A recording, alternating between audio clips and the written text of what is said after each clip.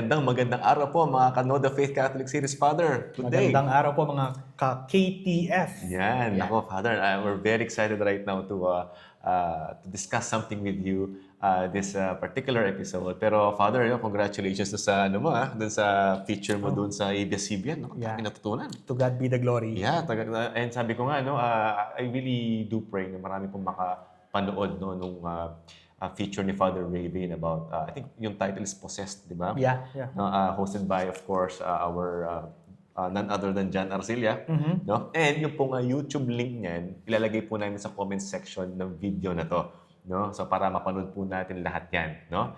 And now, in this episode, Father, ito yung isa sa mga, I think, gusto natin pag-usapan na mas malalim kasi yung kapupuntahan nating lahat is yung pagiging santo. No? Yes. Because this month of November, we're literally celebrating yung ating what we call All Saints Day. Yeah. At yung buwan ng mga santo. At syempre yung mga kaluluwang mga kapatid natin na sa purgatorio. No? And pag-usapan po natin yan ngayon. But syempre, Father, before that, let's all lead, of course, our viewers into prayer. So, mabless po tayo. Okay, let us be aware of God's abiding presence in our midst. In the name of the Father, and of the Son, and of the Holy Spirit. Amen. Amen. Father, all-powerful and ever-living God, today we rejoice in the holy men and women of every time and place. May their prayers bring us to your forgiveness and love. We ask this through our Lord Jesus Christ, your Son, who lives and reigns with you in the unity of the Holy Spirit, God forever and ever. Amen. All you holy saints of God, Pray for pray us. for us. In the name of the Father, Son, and the Holy Spirit. Yun. And syempre, Father, again, hindi mawawala yung ilan sa mga kaibigan nating mga bishops. No? May isa sa atin na nagpadala ng greetings din. Yeah. And also, inviting us to watch our episodes. So, sino pa siya, Father? Of course, yung obispo mo sa Cavite, no? Oo. Si Most Reverend Reynaldo G. Evangelista, DD, Bishop of Imus, Cavite. So, let's Bishop Ray. Hello everyone, I'm Bishop Reynaldo Evangelista. I'm inviting everyone to watch the Know the Faith Catholic series on Facebook and YouTube, hosted by Mr. Paulo Velasquez and Reverend Father Raven Garcia. Thank you and God bless. Maraming salamat po, Bishop Ray. Thank you po, Bishop Ray. Ako, salamat. And also, Father, shout out kay Reverend Father Alex Tupas. Siya po yung parish priest namin sa Naik, Cavite. No? So, Immaculate Conception din, Father, yung aming doon. No? And one time, nakausap niya nga ako and sabi niya he was willing to share yung ating mga episodes. No? And shout out po sa mga taga-Cavite, Naik. Madalas po kami umuwi dyan. No? So, nakakapangsimba tayo sa Immaculate Conception. Hello No? po sa inyong lahat. Yan. Happy viewing po, Father Alex. Father Alex, yan. Alright.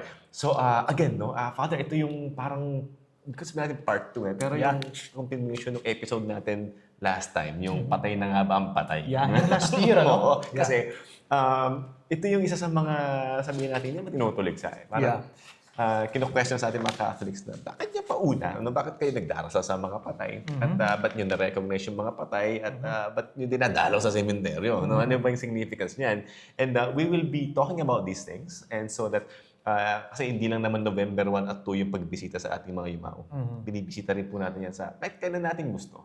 In fact, I think, Father, it's advisable for us Catholics na when we visit the cemeteries, bisikan ng holy water yung mga mahal natin sa buhay. No? So, pag-uusapan po natin yan. No? So, we will reflect on All Saints Day in particular in this episode. A solemnity where we honor all the saints, known and unknown. And I think, Father, may sinabi yata yung tradition before na mas marami daw yung mga hindi canonized kaysa sa canonized. No? Na who are right now rejoicing in the presence of God. Siyempre, hindi mawawala dyan yung reference natin sa Catechism. Okay, sinasabi po ng ating Catechism of the Catholic Church, Article 828, by canonizing some of the faithful, example by solemnly proclaiming that they practice heroic virtue and live in fidelity to God's grace, the Church recognizes the power of the Spirit of holiness within her. So, this feast po reminds us of the universal call to holiness. Yeah. Sabi nga po ng CCC, Article 2013 to 2014. So, kinonfirm mo yan, Father, yung fact na lahat tayo papunta sa pagiging santo, no? And we're dedicating this time Yes. to literally recognize not just the saints, but what God did to them. Kasi yun yung grasya ng Panginoon po lahat ito, no? So ngayon, Father, meron kasi tayong sinaselebrate sa November 1, sa November 2. So just for us to clarify everything, so normally kami, nagvi-visit kami every November 1 no, sa sementeryo, no? Pero in our liturgical recognition nito, no? So yung November 1 po, we honor the saints. Ito yung tinatawag na All Saints Day. Okay? Including po yung mga hindi canonized. Ito yung mga hindi napunta sa Vatican na yung, di ba? Dumaan sa proseso. Di ba kamakailan may si Pope Leo na 9 saints, including si Blessed Bartolo Longo. Yes. Kung sa Dominican, Dominican lay. lay siya, pero advocate siya ng rosary. Yes. No? So, So, former Satanist. former Satanist priest po siya. Yes. No? So sila po yung example ng mga canonized na ni-recognize ng simbahan. Pero marami po yung hindi recognized, hindi canonized, pero santo. Santo sila. Kasi nasa langit Yun, no? Pero may magandang tanong dyan Father. Pwede ba nating iprosesyon or pwede ba tayong magpagawa ng imahen nitong mga saints na hindi officially canonized right. ng ating simbahan? Halimbawa, meron tayong yumaong mahal sa buhay, let's say na yumaong lolo o yumaong lola na alam natin na nabuhay siya sa buhay kabanalan. Pero ang tanong pwede ba natin siyang ilagay ng imahen or i-procession mo sa karosa, something like that. Well, sasagutin po tayo ng canon law, Article 1187. Ano ba yung sinasabi ng canon law? Kasi munti ko na paggawan yung lola ko Oo nga Banal si lola. Oo nga Madasalin yun. Apong Ising, ano? Oo, madasalin yun. So ito po ang sinasabi ng canon law, Article 1187. Pakinggan niyo po mga kaibigan, babasahin ko po. Only those servants of God may be venerated in public cult who have been numbered by ecclesiastical authority among the saints or the blessed. So kung ano lang daw po yung mga dineclare ng simbahan officially na i-venerate natin as saints and blesseds, or even siguro yung makasama na yung mga pag kasi sinabi nating venerable or servant of God, private veneration yun Hindi mo pa siya pwedeng i-publicize. Wala pang feast day. Wala pang feast day kasi very private. Pero kapag naging blessed na siya, lalo na pag naging saint na siya, ayun, publicly you can venerate this saint. So ayan po ang sinasabi mga kaibigan ng batas ng ating simbahan, ang canon law, Article 1187. No? So yung mga dineclare lamang po ng ating Catholic Church, ang pwede nating i-venerate. So yan po yung sagot dun sa tanong na pwede ba nating i-venerate yung mga Which means, Father, nag-undergo sila ng proseso muna. Yes, may proseso. At yung proseso na yon ay hindi po basta-basta. Siyempre, yan ay dadaan muna sa medical examination, scientific examination. Kapag hindi na po kayang ipaliwanag ng medisina at ng siyensya, diyan napapasok po yan yung approval ng simbahan. That's right. Dadaan yan sa masidhing investigation. So, yun po yung mga proseso ng canonized saints. And during this November 1, syempre, hindi lang po, syempre, we actually recognize as well yung mga hindi canonized. At marami yun. No? Marami yun. Tama. So, I think there was a visionary that time, Father, who saw heaven. And then, meron daw talagang mga saints na matataas pa sa mga alam nating saints in terms of holiness. Na mataas yung glory nila. Pero hindi sila recognized, hindi sila canonized. But just the same, they're with the Lord. So they're saints na. So yun po yung November 1. We're recognizing the All Saints Day. No? So meron po tayong isa pa, which is yung November 2. No? Yung tinatawag na All Souls Day. Okay? So sila po yung hindi pa nakakakyat sa langit, no? O let alone lalo hindi sila canonized. Pero they were in purgatory. They are in purgatory, being purified and waiting for their entrance to heaven. Okay? So dalawa po yung very important dates natin, November 1 and November 2. Although, in our tradition here in the Philippines, we are going to the cemeteries November 1. Yun yung natin. So pwede naman din po yun to visit our relatives and friends na yumao November 1. Kasi hindi natin alam, baka santo na nga Di ba? Hindi natin alam. Pero just the same, if you're in purgatory, you're on your way to heaven. So you're saved. Am I getting this right, Father? Purgatory, no? But still, you need to undergo that certain purgation or cleansing. Yung purgatory po, hindi hell yun. Hindi siya po tulad ng impyerno na panghabang buhay na na paghihirap. Eternal damnation. Purification po yung purgatory and may hangganan yun. At pag nasa purgatorio ka, saved. Pero syempre, we don't aim for the purgatory. We aim for heaven. Right? So, ang araw po ng lahat ng mga santo ay pinagdiriwang po ng mga banal na nasa langit.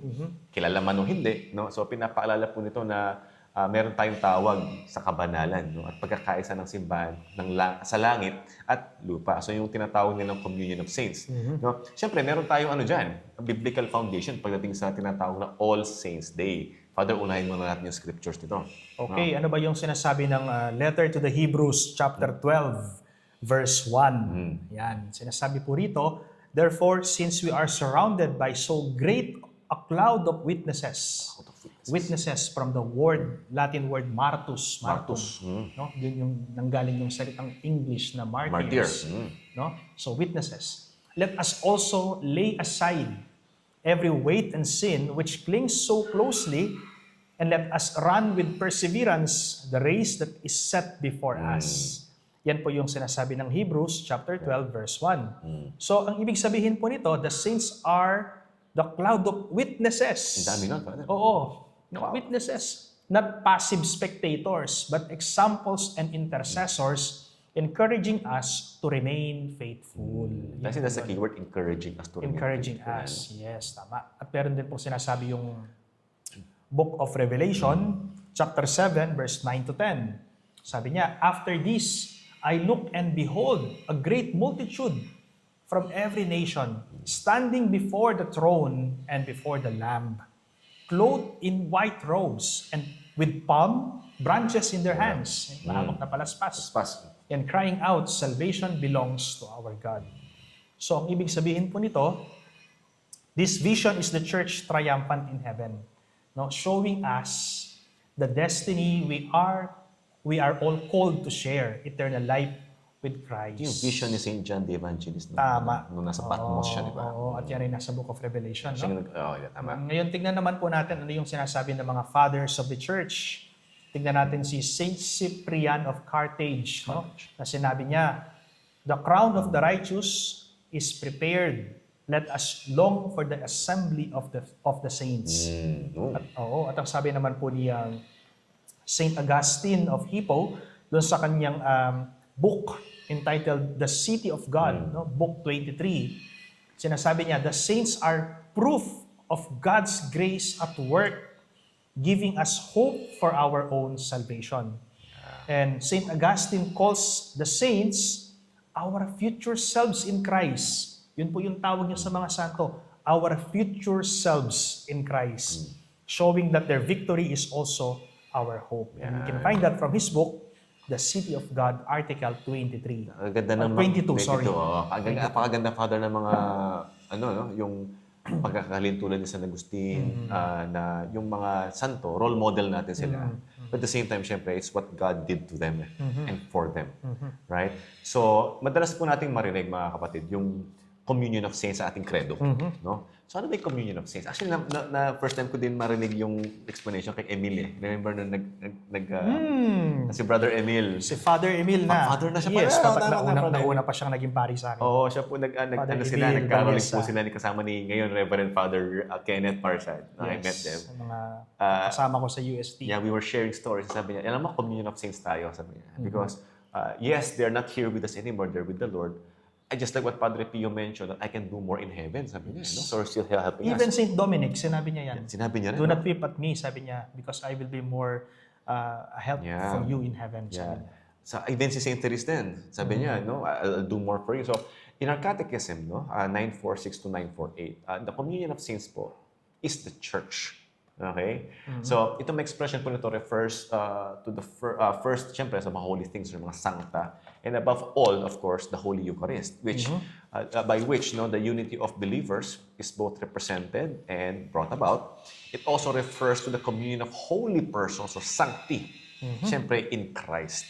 So, meron pong tatlong classifications yung ating simbahan. No? Hindi na natin i-include dito yung mga nasa baba, sabi niya. No? So, kasi hindi na sila part ng church. No, yung mga nasa impyerno po. Kasi nga, they deliberately cut themselves off from us, no, from the church. So, may tatlong classifications po yan. First off, is yung tinatawag natin church militant.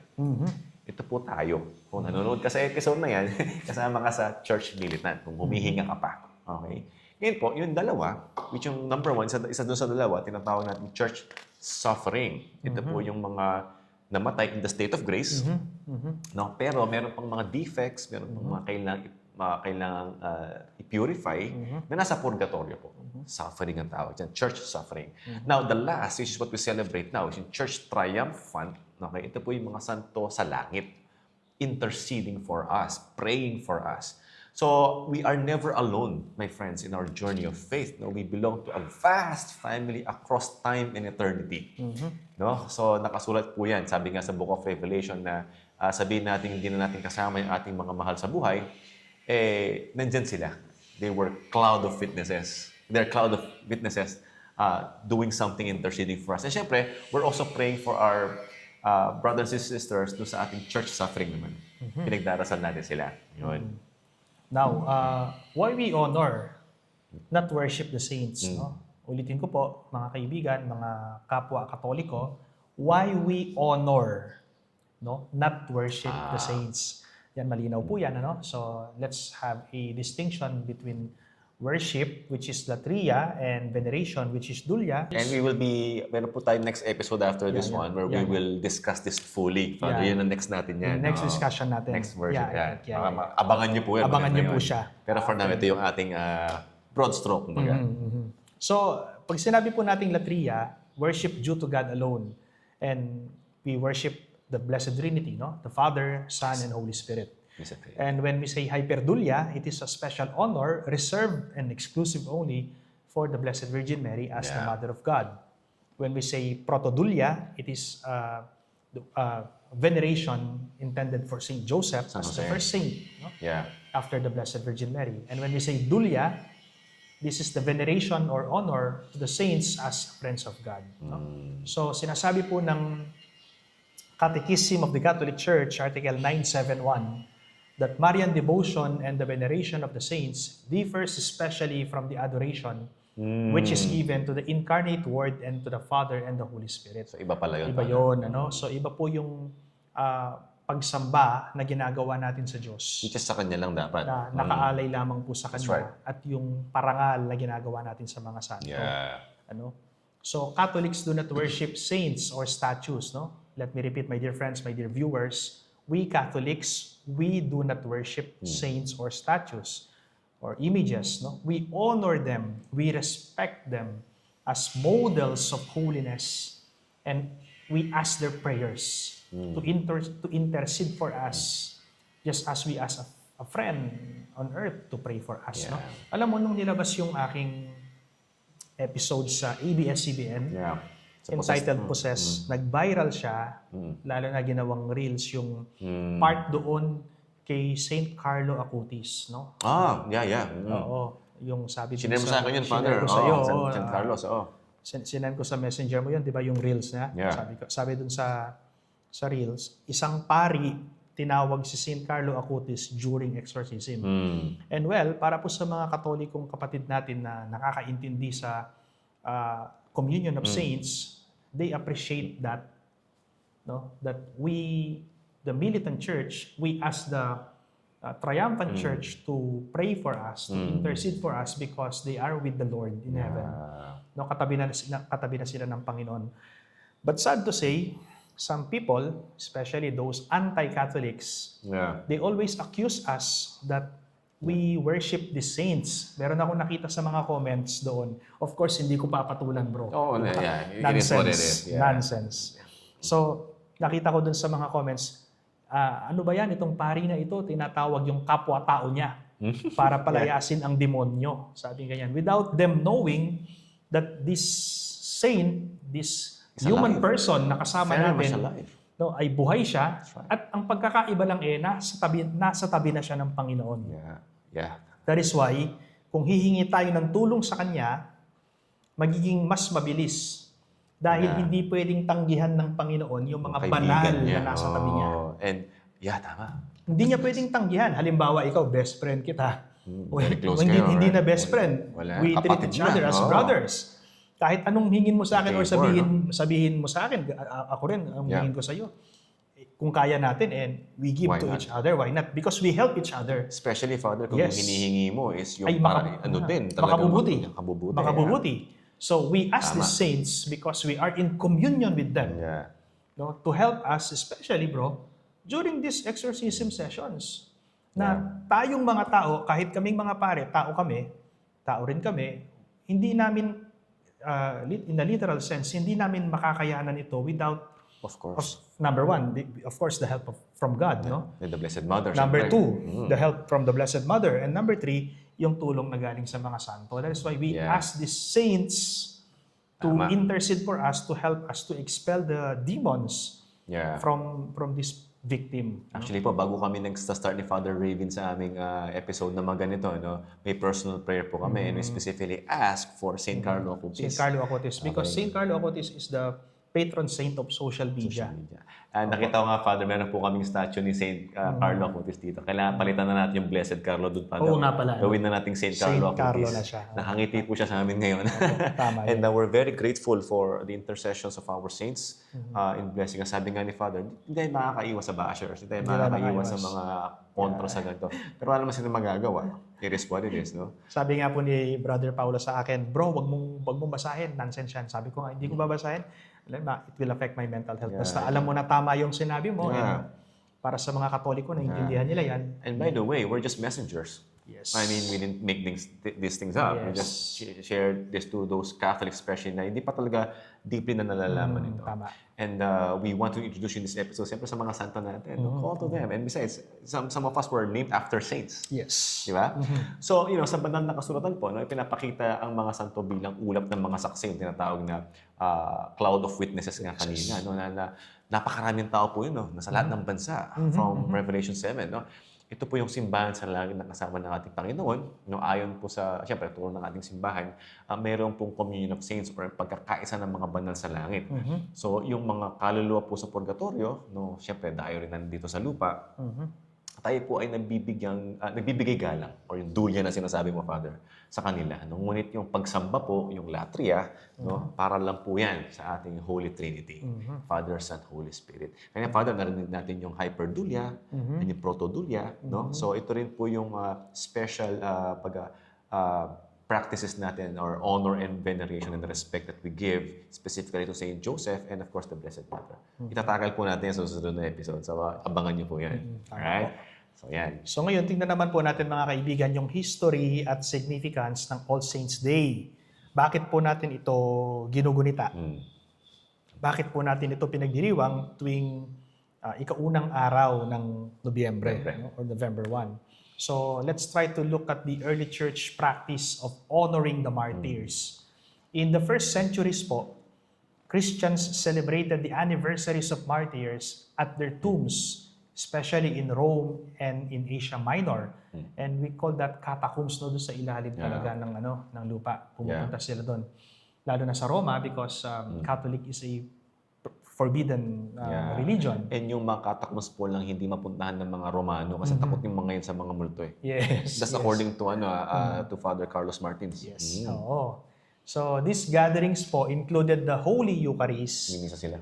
reminding believers that martyrs shared in Christ's victory. So over time, as the number of martyrs increased, especially during Roman persecutions, dumadami po sila dahil pinapatay yung mga kapwa Katoliko natin pero nagiging mga banal naman. So it became impossible to dedicate a separate day for each one. So the church began celebrating collective feasts of all martyrs. So Father, take note, sineselebrate na to first few centuries Yes. pa lang. Yes. Okay, so ibig sabihin po, hindi po ito inimbento. Hindi inimbento. Okay, hindi. Yan po yung approved practices even nung first few years ng Christianity. Kasi nga, even in death, we celebrate the death because they died in Christ. And actually, we're not celebrating ng the saints. We're literally celebrating what Christ did for them by making them saints through their suffering. No? So even Pope Boniface po, in the Pope Boniface IV, in the Pantheon, ito yung isa sa mga tinutulig sa atin, Father. Kasi between 609 to 610 AD, So he consecrated what we call the Pantheon in Rome. So if you know, yung Pantheon po, ito po yung templo ng mga pagano nun. So kung ano-ano mga ritual ang ginagawa dyan. And what he did was to dedicate it to our Blessed Mother and all the martyrs, yung Santa Maria at Martires na tinatawag. So, madalas, marami po nagsasabi sa atin, Father, na ay, mga pagano ang mga ritual nyo. No? Pero hindi nila alam na, yes, may pagan yung minsan, yung mga araw, mga ganun. Pero kini-Christianize natin itong mga to. Like, we're transforming the pagan rituals into Christian way of worshiping the Lord. So, tinatakpan natin yan, tinatabi natin yung pagiging pagano sa maging Christianize yung mga activities natin. So, this marked an important transition po, no? Yung Christianity, sabi nga nila, Christianity baptized a symbol of pagan Rome, which is yung Pantheon, making it a place of worship of the one true God and honor of His saints. So, ito po yung powerful declaration ng ating pananampalataya ng mga martir, no? Na they triumph over paganism. So, So, karagdagan pa po dun sa sinabi ni Brother Paulo, of course, bago na-Christianize itong mga pantheon na ito, yung mga Roman emperors, they dedicated these pantheons to the Roman, to the pagan gods, because the word pantheon comes from the Greek word pan, which means, the word pan means many, marami.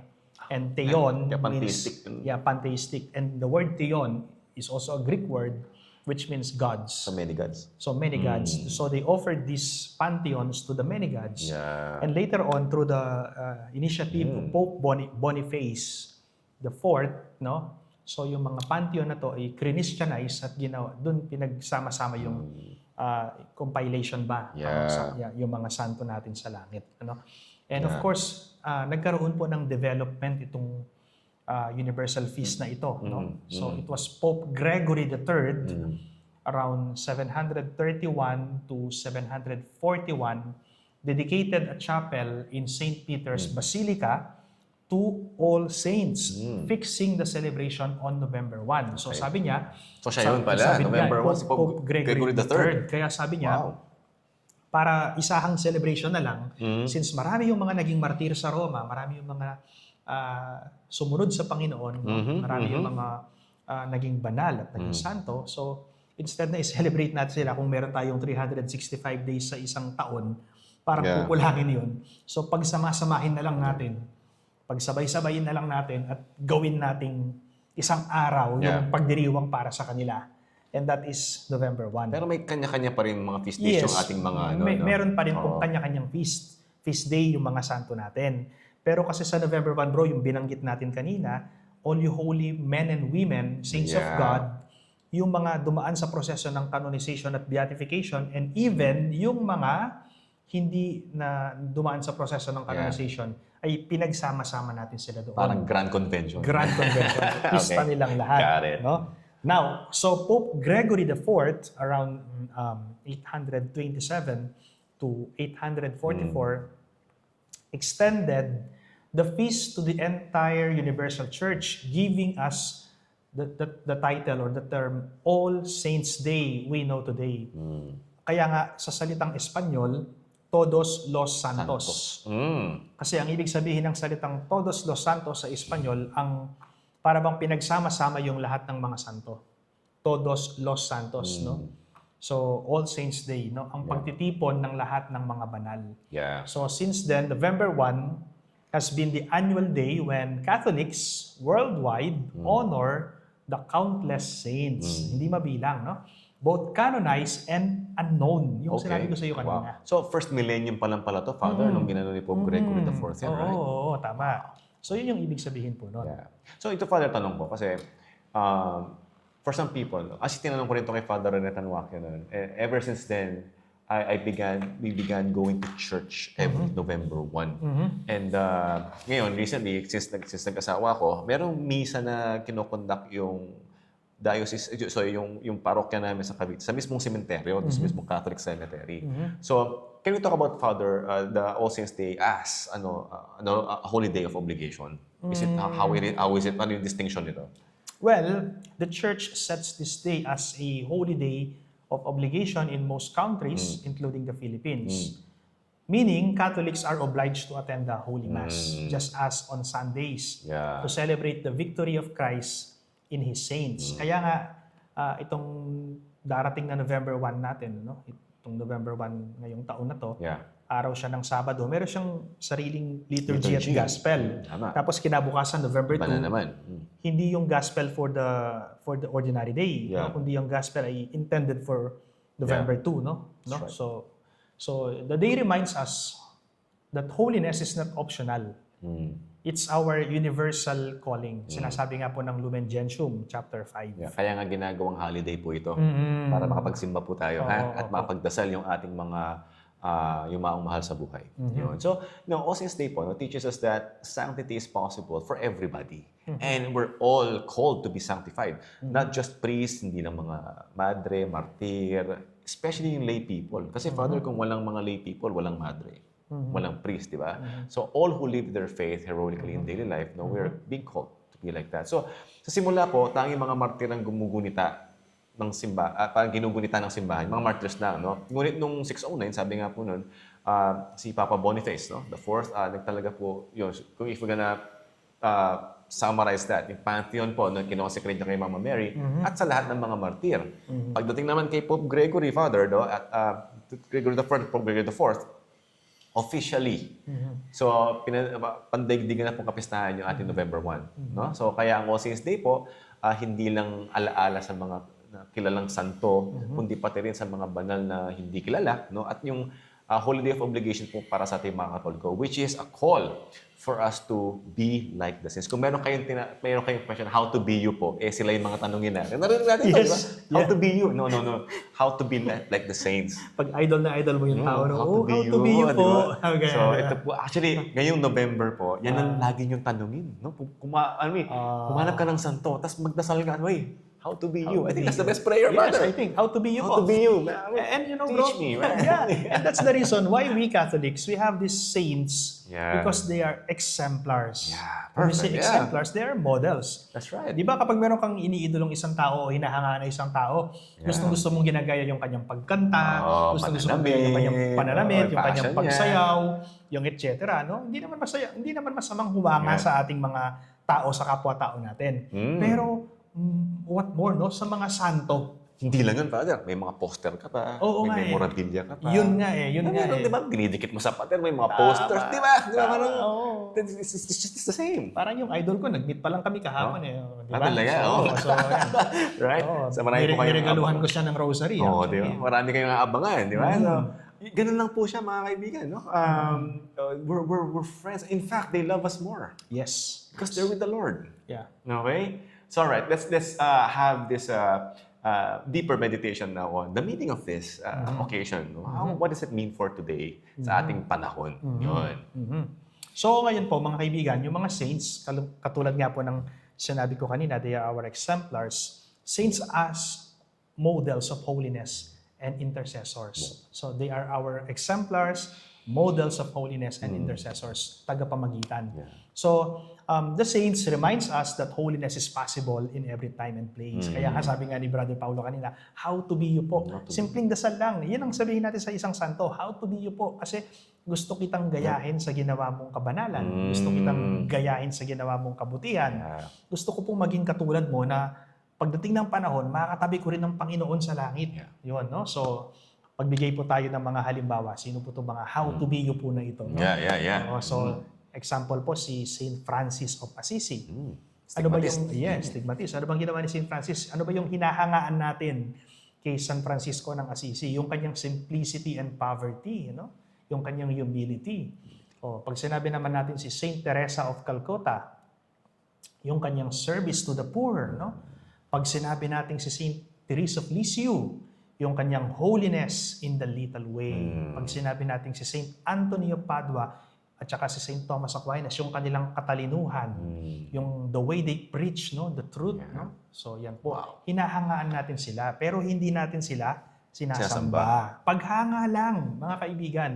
And they are not only models, but also our intercessors. Ibig sabihin po ng intercessor, namamagitan, nagiging tulay.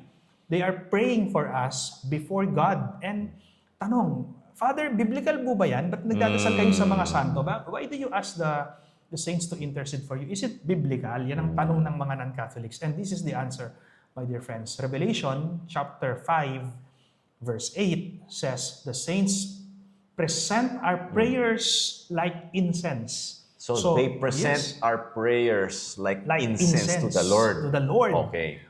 Tignan niyo po yung Book of Revelation, mga kaibigan, chapter 5, verse 8. Ibig sabihin niyan, yung mga dasal natin, katuwang natin sila. Katuwang natin, So, pinagdarasal they nila are tayo. No? Wow. Inaakyat nila sa langit yung ating mga dasal. Nasa langit na pala sila, sorry. No. Sinasamahan nila tayo, no, na i-present sa Diyos yung ating mga dasal tulad ng isang insenso. Wow, beautiful. So, All Saints Day is therefore a reminder, my dear friends, that we are not alone in our Christian journey. We are with these holy men and women Yeah. who are accompanying us in our pilgrims, in our journey. Yeah. So kanina nga nagsimula din tayo dun sa first few parts when we talk about the universal call to holiness, which means all of us, walang exempted. We are all called to be with the Lord by becoming saints. Sabi nga, the greatest tragedy on earth is to not be a saint. Yes. Lumen Gentium, Second Vatican Council document. No? So it emphasizes that all people, regardless of whatever your state in life is, kahit hindi ka religious, are called to be holy. Priests, religious, married couples, single people, all are called.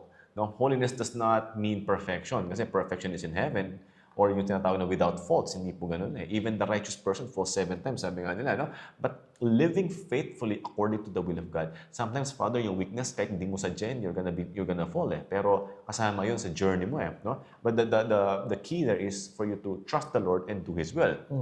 This is why All Saints Day is not just about admiring extraordinary people.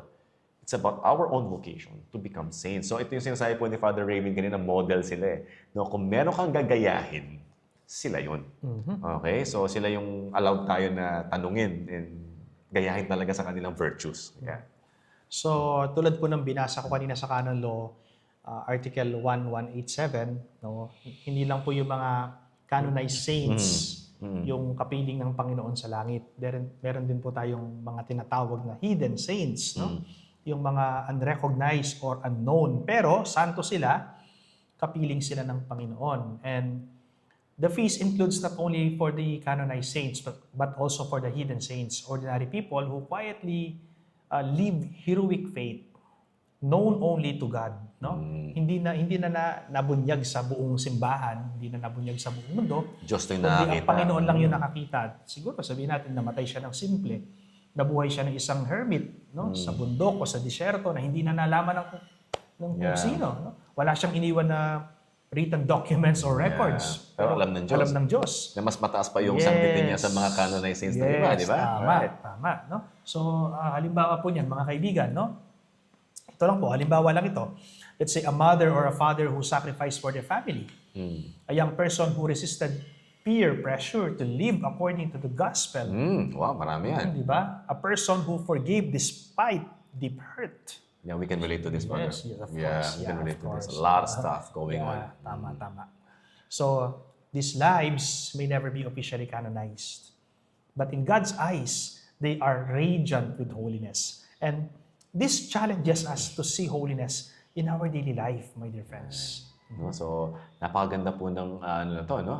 Because we're given lots of hope that we can do it with the help of our friends.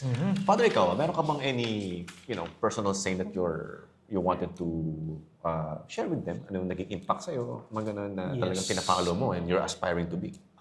Alam mo naman, member ako ng Dominican family. Yeah. No? But I am a diocesan priest. No? I am a priest of the Archdiocese of San Fernando, Pampanga, but I embraced the Dominican spirituality because of my background from the Dominican fathers. No?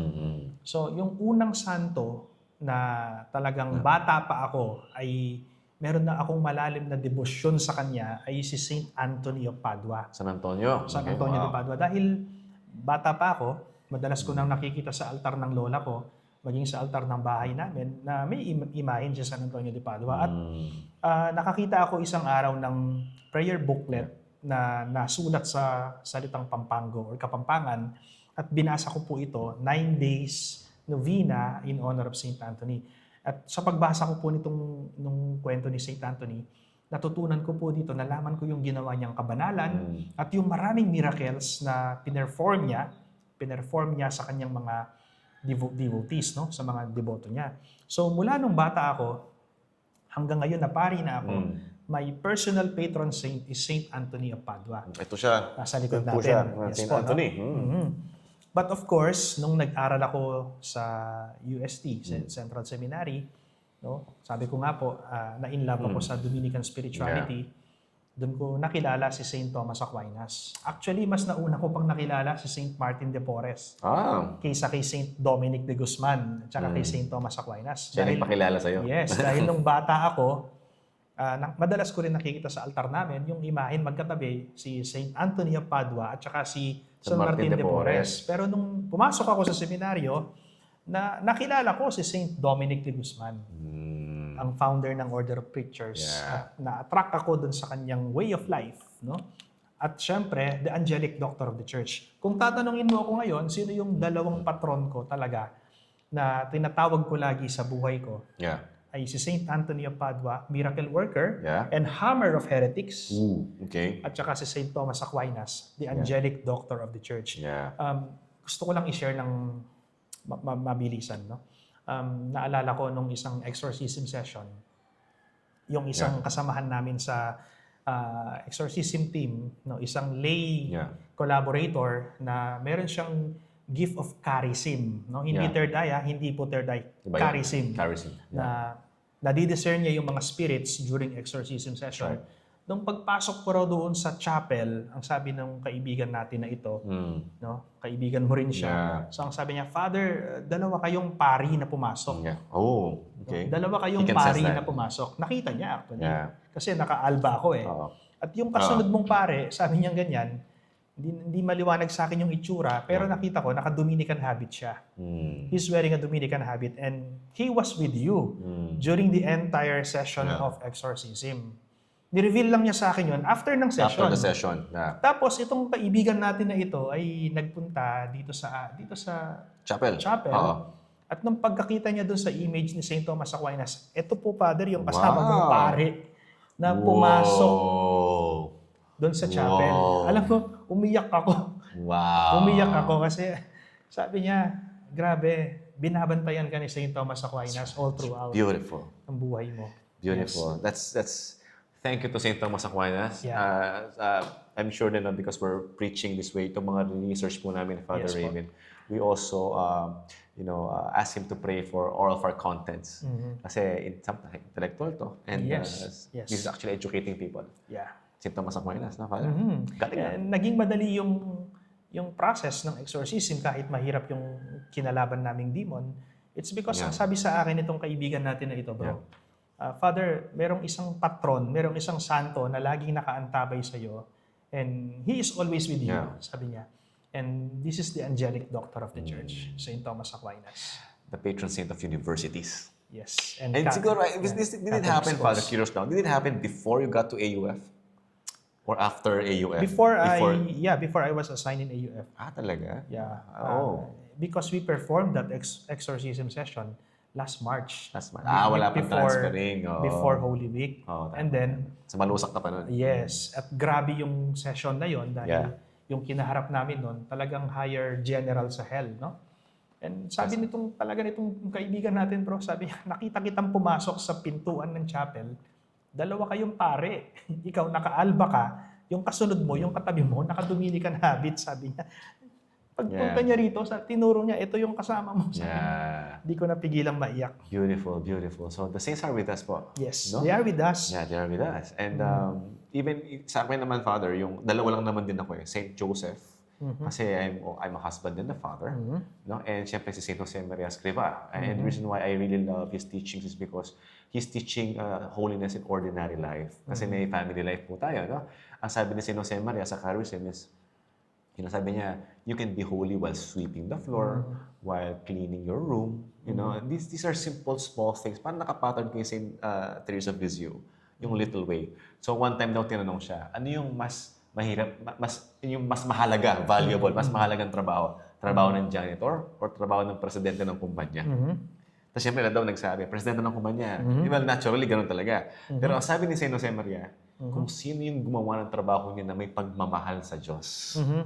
So, wala po tayong pinag-uusapan kung gaano kakayaman, kung gaano ka-importante sa lipunan. Wala po yun eh. Basta yung trabaho mo ginawa mo, kahit gaano man yung kaliit na may pag-aalay at pagmamahal sa Panginoon, yun yung importante daw sa Kanya. And we adapt that spirituality of being in the presence of the Lord, in whatever we do. No? Kahit mag-drive ka lang and you're offering that driving to the Lord, you become holy. That's what we're trying to emulate and what we're trying to preach as well. No? So, yung All Saints Day po, no, hindi po siya about lang yung mga santo. It's also about us because we're part of the church. It challenges us to recognize the saints as companions, just like Saint Thomas Aquinas, and models for us to be, no, and to see our own lives as a journey to holiness, just like how they did it. So, mga kaibigan, ang All Saints Day po ay paalaala po na ang lahat tayo ay tinatawag sa buhay kabanalan. Hindi lamang sa mga kakilalang santo natin, kundi pati na rin sa mga nakatalagang banal, no? Nakatalagang banal na hindi kilala sa mundo ay kasama rin po sa pagdiriwang na ito, no? So ang mga santo ay huwaran, modelo, no? Mga tagapamagitan natin at ang kanilang buhay ay paalaala na kaya rin nating maging banal katulad nila sa araw-araw na pamumuhay. Yan. So, yun po yung relevance, no? At ang sabihin nating significance ng araw na to. Just to remind us of who we should be and where we're going. So, tanong nito, Father, All Saints Day, All Souls Day, and syempre also the rest of the November, no? Pwede naman kasi gawin natin All Saints Day yan kasi November yung recognition. So, the question is, what are the things that what we also want to share with them? How do we celebrate All Saints Day? Of course, ito po yung pinaka-importante sa lahat, mga kaibigan. Number one, we should attend the Holy Mass, the Holy Eucharist. Because the Holy Mass is the heart of this celebration. No? The Holy Mass is the highest form of honoring the saints. No? And because it unites us to Christ, He is the source of our holiness, of their holiness and our holiness. And they became saints because of the Because Eucharist. of the Holy Eucharist. Wala pong santo na hindi nagmahal sa banal na Eucharistia. Sure. Ang lahat ng santo ay minahal ang banal na Eucharistia. Even the Blessed Mother. Lalo na siya, no? Lalo na ang Blessed Mother. So, it's a holy day of obligation.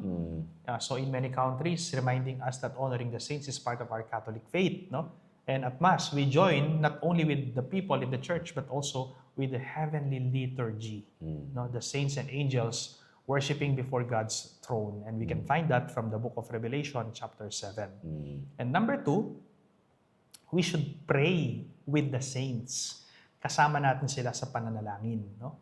Pag dinadasal po natin yung Litany of the Saints, a very beautiful prayer that calls upon many saints by name, reminding us of their closeness and intercession. Yung ordination mo, kinanta yung Litany of the Saints. Oo, kinanta. At Napakaganda. puro Dominican saints yung tinawag. Napakaganda. Oo. So, patron saints, of course, take time to invoke your patron saint. Katulad po ng kinuwento ko sa inyo kanina, yung dalawang patrons ko po, si Saint Thomas Aquinas at saka si Saint Anthony of Padua. The one you were named after your confirmation or yung pinangalan sa inyo, no? Sino ba yon, no? Or your chosen heavenly friend. And you can choose ba? Yeah, Pwede. actually, ang saint ko talaga, bro, ay si Saint Raymond Nonatus. Dahil yung nabanggit mo Because nga. No? my birthday is August 31, and August 31 is the feast day of Saint Raymond Nonatus. That is why my name is Irvin Ray, because that Ray should be Raymond. Yeah. Pero hindi na nilagyan ng Mon kasi meron na akong mga kamag-anak na Raymond. Oh. Kaya nga po, yung Ray Ray na ko, Ray na lang siya. Kaya Ravin. No? Yeah. So, finally, let's do this as an individual practice. Gawin po natin to, magtulos tayo ng kandila. Light a candle at home before a crucifix or a statue of Mama Mary or a saint asking for their prayers. So yun. So I think yung Father, yung paglalight ng kandila, isa rin po yan sa programa ng ating parokya ngayon, no? Sa Immaculate Conception, yung Alaalay, where we also ask the church to pray for our departed loved ones. May donations tayo dun sa mga kandila. Ito po yung nilalight natin dun sa path, no? Sa ating simbahan. So pwede po kayo makipag-ugnayan sa ating mga parish offices. Tama. And kung may parokya po kayo na may ganun din pong programa, please, no? Please join them in our community to pray for our departed loved ones. Okay? So syempre po, hindi mawawala yung family and community practices, no? Ito Father, talk about Halloween. No? Isa ito sa mga, isa din sa mga, hindi naman ano rin ako, careful din ako eh. No, kasi yung Halloween, they think kasi ito yung celebration ng mga horror, ng mga ganito. Hindi po ganito, baliktad. No? May tinatawag na Holy Halloween. No? So instead of scary costumes or children na po na mukhang demons or mukhang monsters, no. Di ba? And I think in exorcism, Father, isa to sa mga pinagbabawal natin. Tama. So separate topic po yun. Pero beware, no? Ang pwede na po sa atin right now as Catholics is yung paggunita sa ating mga saints. Dress up like saints, no? I think yung La Consolacion before, meron po silang mga costume sa mga bata ng mga santo. May contest din sila doon, no? And you want to make sure that, your kids emulate the saints in the way they dress, the way they, So make the day both fun and faith-filled, sabi nga. Actually, ginagawa natin yan during the time of Father Larry Sarmiento. Talaga? Yes, kami yung nagpasimula niyan, yung tinatawag nating Parade of All Saints. Yan. Naalala ko na. Okay. So, nakabihis ng pangsanto yung mga tao, hindi lang puro bata, may kasamang matanda. Sino yung pipiliin mong santo? At may mga sinasama pa kaming mga karosa ng mga santo noon eh. So, nagpo-procession tayo nun sa bayan ng Guagua, no? During the time of Father Larry. Although ito po, itong tinatawag nating catechism sa mga ating mga bata, kasi mga pamangkin mo, mga inaanak mo, storytelling yan sa gabi. No? So hindi lang po ito November 1, share stories of saints, no? How they became saints, yung mga buhay po nila. No? Like, of course, sa atin, kamakailan lang, San Lorenzo Ruiz, no? And then San Pedro Calungsod, Saint Francis, etc. No? Also, ito rin, meron, natin binless mo yun, Father, meron pa kayo mga malilit na figures sa mga santo. Naka-display ngayon sa kwarto ng mga anak ko, no? So, they can get to see how they look like. Cute, no? So, let's say, holy cards din, icons, or displayed in a family corner or a room where it's a designated place for the family to go to pray, no? Yan. So, very advisable din po ito. Yung iba naman po, we can visit the cemetery and pray for the dead. Again, hindi lang November 1. We can visit anytime, no? So ito po yung long-standing tradition natin when we visit the cemetery, especially in the Philippines, to visit cemeteries around November 1 and 2. Jam-pack to, Father, blockbuster. No? Kami, madalas October 31, or minsan may kaya mag-1 pwede, pero minsan 2 or 3, no? This practice combines All Saints Day and All Souls Day, reminding us of the communion of saints nga, di ba? Which is the triumphant in heaven, and the suffering in purgatory, and us who are currently alive here on earth, who are praying for our departed loved ones, and celebration also of our brothers in heaven.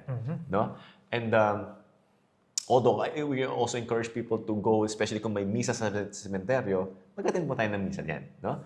So the church grants indulgences when we pray for the faithfully departed. Father, pinibigyan para sila ng maibsan yung kanilang paghihirap sa purgatorio. At alam niyo po ba, yung indulgence, buy one, take one po yan. Pag may pinadasal ka, may babalik sa indulhensya. No? So especially by visiting cemeteries, praying for the souls in purgatory during the first days of November, okay, it is an act of charity po, in a way of keeping the bond of love with our deceased loved ones.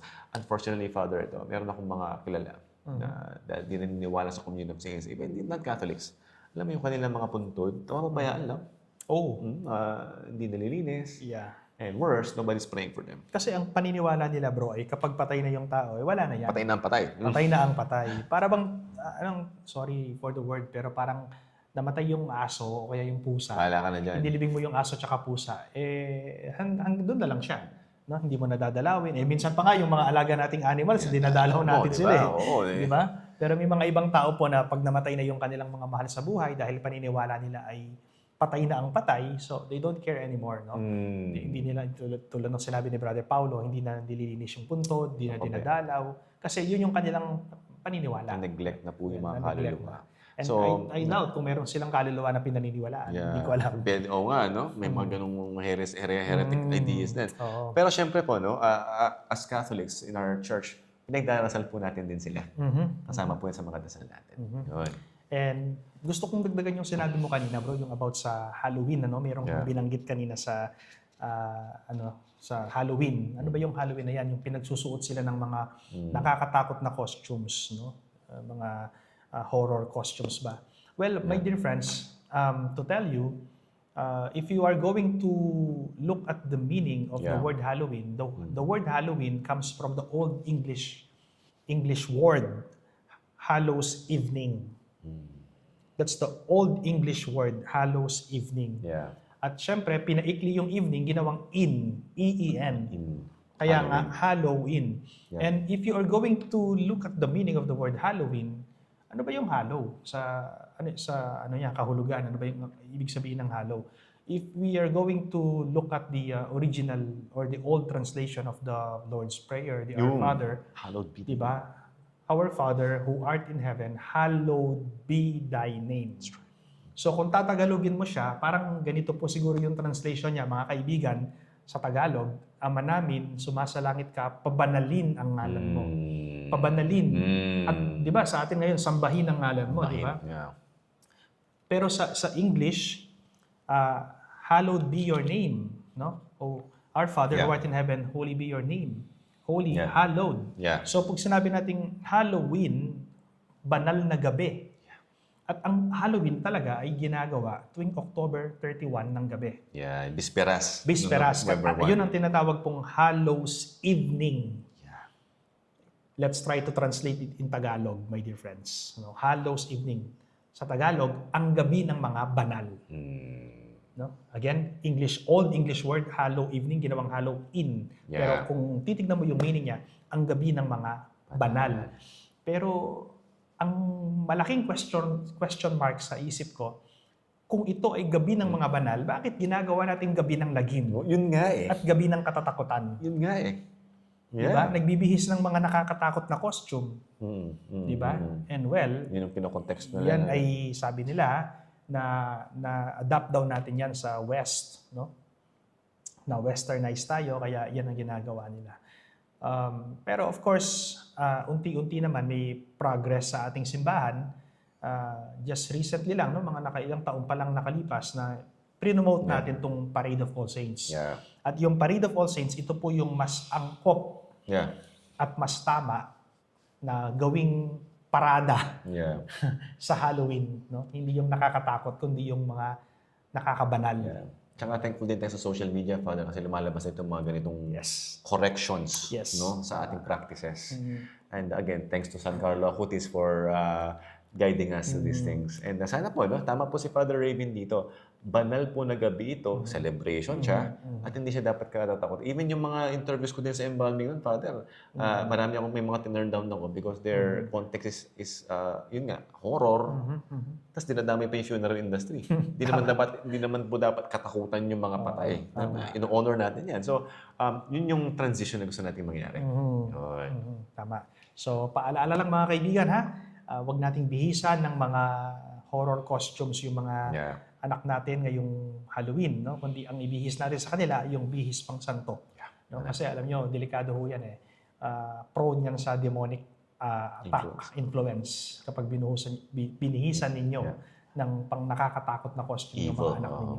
No? So para bang you are invoking the evil spirits, hindi lang sa bata, hindi lang sa anak ninyo, kundi sa buong family ninyo. Right. No, hindi po ako nananakot, totoo po itong sinasabi kong ito. Coming from an exorcist. Okay? Okay. So All Saints Day, my dear friends, is not only about remembering saints of the past. Hindi lang yung mga santo nung sinaunang panahon. No? It's about living in communion with them today. Dahil nasa kasalukuyan tayo, so we live with them. No? We are in communion with them until today. So the way we celebrate this feast is through Holy Mass, through prayer, family traditions, and honoring our departed loved ones. It helps us to deepen our faith and grow in holiness. Yeah. So ang pinakamahalagang paraan po ng pagdiriwang ng All Saints Day o ng Todos los Santos ay ang pagdalo sa banal na misa. Maaari rin pong manalangin ng Litany of the Saints, humiling ng tulong sa ating mga patron saints, at turuan ang mga bata tungkol sa kabanalan sa pamamagitan po ng tamang pagbibihis bilang mga santo at pagbabasa ng kanilang mga talambuhay. Sa Pilipinas po, bahagi rin ng tradisyon ang pagdalaw sa sementeryo at pananalangin para sa mga yumaong mahal sa buhay. Isang magandang pagsasabuhay po ng ating paniniwala sa Communion of Saints. Yan. So, very rich pa, Father, tradition natin no? sa ating mga saints. And syempre, one day, you also want to be with them. Right? So, let's talk about some pastoral relevance in apologetics, no? Because hindi pa rin mawawala, Father. Tulad yung mga nagko-comment sa'yo dun sa, sa mga videos mo, As I mentioned, kami po ni Father Raven, we're just messengers. We were given the voice and the means to share this with you guys. But syempre, when hindi natin maiwasan, sometimes we'll encounter some individuals who are not in the faith, and so we'll question, no? So explain natin, Father, pag tinanong nila yung All Saints Day, how do we share this to non-Catholics? Well, this is just a very simple explanation. On All Saints Day, Catholics celebrate our spiritual family already in heaven. Those who followed Christ faithfully and now share in His glory. So, so it's a spiritual family already in heaven. Yung mga santo na yan. It's a celebration of that feast. So it's not about replacing God. Hindi natin pinapalitan ng Diyos. Mga kaibigan, no? Hindi natin pinapalitan ng Diyos. Nakakasawa na kasing tawag dito. Ulit-ulit na. Oo, hindi ko na pinapatulan yung mga bashers natin na mga non-Catholics. Ano? Hindi natin sinasamba ang Diyos. Hindi natin pinapalitan ng Diyos. Hindi siya pwedeng palitan. No? So it's not about replacing God, but rejoicing God's work of grace in their lives. Let me repeat. That's true. It's rejoicing in God's work of grace in their lives. And, of course, we can find from the letter to the Hebrews, chapter 12, verse 1, a great cloud of witnesses surrounds us. And yun po yung mga santo at santa sa langit. So tama po yung sinabi ni Father kanina, no? Saints are not rivals. Hindi siya opposite sa Panginoon. No? Sabi nga nila, mirror sila ng kanyang glory. So kumbaga, yes, we were given the free will. We were given our own personality, our soul, our uniqueness, di ba, Father? Pero ang hinihingi sa atin ng Panginoon is yung bibigyan mo ba sa akin yung kaluluwa mo so I can make it better. And when the saints trusted the Lord fully, then naging parang po sila parang salamin na lang at yung nagmamanifest sa kanila is yung glory ng Panginoon. Parang sinabi ni Mama Mary, my soul magnifies the Lord. No? So, yung analogy po yan, parang salamin tayo, stained glass, for example, no? With windows reflecting the sun in many colors, and these colors represent virtues that are in us, mga infused virtues na tinatawag. Pero syempre, because of the Lord, nagmamanifest po yan, no? Nag-shine yan. The saints reflects the holiness of the Lord in their own unique ways. Siyempre, binigyan sila ng gifts, binigyan sila ng sets of virtues, and kung gaano karaming grace meron sila. And they allow the Lord to penetrate their soul. So their lives remind us that holiness is possible and God's grace will work in the most ordinary people. No? So walang exempted. Lahat po, welcome maging santo. Yun. May naalala ko, bro. May nagtanong sa akin minsan, isang non-Catholic. Respeto po sa inyo, sa mga non-Catholics. I respect you. Pero tinanong ako, sabi niya, bakit kayo mga Katoliko naniniwala kayo sa mga santo? Ba't kayo naniniwala sa kanila? Ito po yung sagot ko. Kasi naniniwala kami na pagdating ng panahon, pag ginaya namin yung kanilang kabanalan, makakapiling din namin ang Panginoon katulad nila. True. Perfect. Binalik ko yung tanong sa kanya. Oh. Kayo, hindi kayo naniniwala? Hindi, sabi niya. Saan kayo napupunta pag namatay kayo? Pagkatapos ng buhay ninyo dito sa mundo, saan kayo napupunta kung hindi kayo naniniwala sa mga santo? Ano nangyayari sa kaluluwa ninyo? Where do you go? Hindi na nakasagot. Doon pa lang. May contradictory doon sa logic. No? Di ba mga kaibigan? Hindi sila naniniwala sa mga santo, saan po napupunta sila? After nilang mabuhay sa mundong ito. Kasi maging santo talaga. Oo, yun ang plano ng Panginoon sa atin Kasi pag sinabi mong santo, banal That's right. At ang mga banal, kapiling ng Panginoon sa langit. That's right. So now, let's encourage our faithful viewers. No?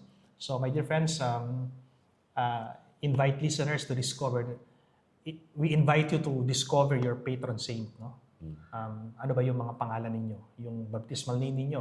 Kung meron kayong kapangalang santo, pwede nyo gawing patron saint yung santo na yun. Ano? O kaya confirmation saint, o kaya kung isa kang religious, sino ba yung santo na pinili mo na maging kapangalan mo sa iyong buhay relihiyoso or relihiyosa, no? O yung santo na nag-inspire sa iyo sa buhay mo, tulad ng kinuwento namin kanina ni Brother Paulo, no?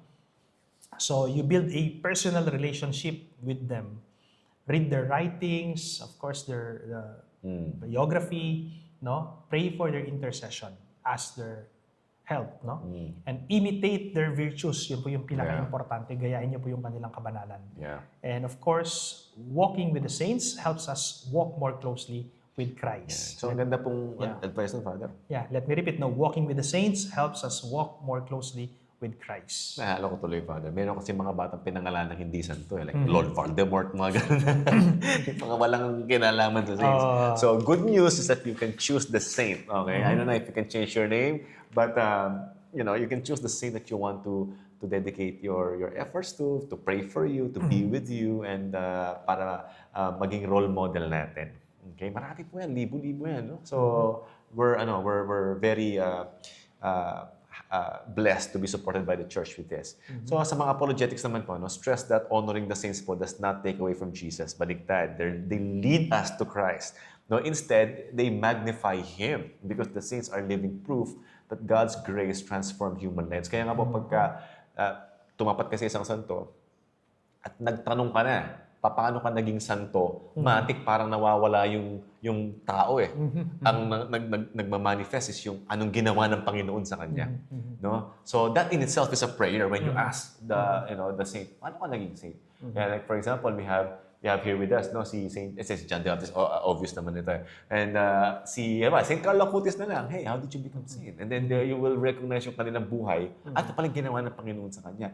And Saint Carlo Acutis is very much devoted to the Holy Eucharist, by the way. No? So, yun yung message niya. Sabihin niya sa akin, I became saint. Go to the Holy Eucharist. Be devoted to the Holy Eucharist. No? So, yung All Saints Day po, mga kaibigan, is not about the saints. Instead, it's all about Jesus Christ. But, and shining through the saints. No? They are our family in heaven, cheering us on, and as we run the race of faith. Parang ngayong, meron akong nakitang meme doon, Father, tsaka video na malit. Alam mo yung bigla lang, yay! Parang naka-goal ka sa soccer. Ganun daw yung reaction ng mga santo kapag nakaiwas ka sa temptation. Oo nga eh. Parang nanalo. When you said no to temptation and you followed Christ, you're like, they're literally rejoicing. And yun po sila. Yun. So, Father, so I think meron tayong parting sa kanila, no? Yung kailangan natandaan.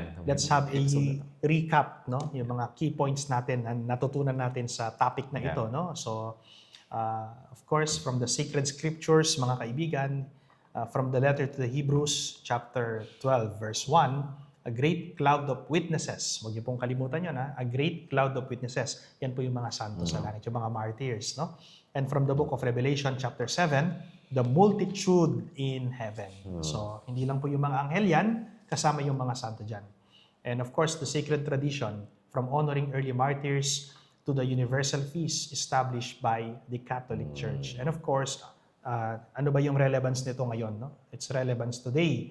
Saints are not distant figures, but living models of holiness and intercessors and companions on our journey. Yun, no? So, napakaganda. So, syempre po, reminder po tayo na lahat po ng santo were ordained people who loved God who loved God extraordinarily. And I dare to, I think, rephrase that. These are ordinary people talaga, no? Ibig sabihin, wala silang nothing special. Yeah. Some of them are not even educated, like St. Catherine of Siena, di ba? But then, they love the Lord extraordinary. They gave themselves. So kaya, again, wala po tayong excuse at wala po magiging hadlang. I think even si St. Paul, sinabi niya, I boast of my weakness because the Lord is being magnified. So, we're okay with our weakness. We're okay of kung ano man yung kinakaingit natin sa ibang tao, tanggalin po natin yan. Kasi kung ano man yung wala tayo, okay lang yun. Because God will fill that up. Yan. So, holiness, my dear friends, is not reserved for few. No, it's the universal call, as Vatican II and Lumen Gentium says. No, so choose a saint to learn from this year. Ask for their intercession daily, and strive for holiness in small, every acts of love. Yeah, so napakadali niyan. So, sana po mga kaibigan, no, nagkaroon tayo ng mas malalim pa na pagmamahal sa ating okasyon ngayon, All Saints Day, All Souls Day. And again, our saints, our friends, the family of the Lord up there, they're waiting for us. No, pick a saint, make this your life project to emulate that saint, and syempre, to share this to as many as we can. Okay? So Father, magandang episode natin ngayon. Oo nga eh. No? And I think let's I think maganda i-close natin with the prayer. Okay, sige. Magdasal po tayo, mga kaibigan. In the name of the Father and of the Son and of the Holy Spirit. Amen. Let us pray. Lord our God, source of all holiness, today we give you thanks for the great cloud of witnesses, the saints who followed your Son with courage and love. May their prayers encourage us, may their example inspire us, and may their intercession help us grow in holiness. We ask this through our Lord Jesus Christ, your Son, who lives and reigns with you in the unity of the Holy Spirit, God, forever and ever. Amen.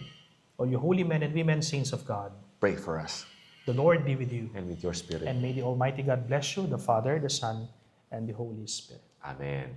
Okay, so as we celebrate All Saints' Day, my dear friends, may we be reminded that the path of holiness is open to all of us.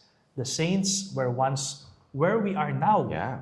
And by God's grace, we can one day be where they are with Him forever in heaven. Yeah, napakaganda. Napakaganda. So sana po again, may natutunan tayo. And Father, invite natin sila to, tawag dito, yung to follow, subscribe, and engage with us in our course. Facebook and YouTube. At as I mentioned po, yung mga episodes si Father Raven dun sa kanyang YouTube feature sa ABS-CBN, nasa ano po natin yan, no? Nasa comment section po natin. Please watch it, share it. Marami po tayong matututunan. Okay? So again, marami pong salamat for watching. My name is Paulo Velasquez. I am Father Raven Garcia. Thank you for watching. Know the Faith Catholic Series. God bless po. God bless.